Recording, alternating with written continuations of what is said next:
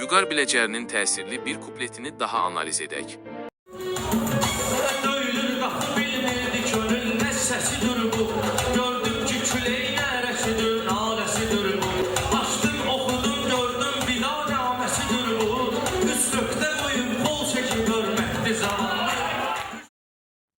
Bu misralar insan həyatının keçiciliyini, gənclik illərinin sona çatmasını çox təsirli bir şəkildə təsvir edir. Gəlin bu bəndin mənasını birlikdə təhlil edək. Döyülür qapı bilmirdi könül nə səsidir bu.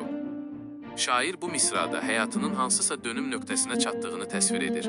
Ürəyi, yəni könül qapısının döyülən səsini eşitsə də, bu səsin nə olduğunu anlamır, çünki bu gözlənilməz və anlaşılması çətin bir dəyişikliyin xəbəridir. Gördüm ki küləyin nərəsidir, naləsidir bu.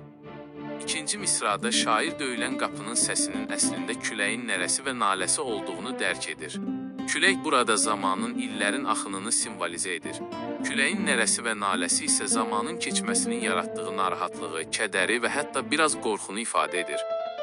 Açdım, oxudum, gördüm ki vida naməsidir bu. 3 nöqtə qoyub, qol çəkib hörmətli cavanlıq.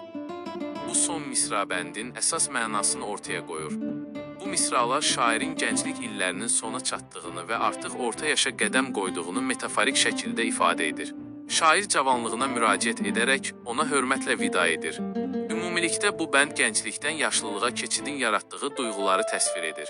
Şair bu misralarla zamanın necə sürətlə keçdiyini, gənclik illərinin bir daha geri qayıtmayacağını və bu faktın onda yaratdığı kədəri, təəssüfü dilə gətirir.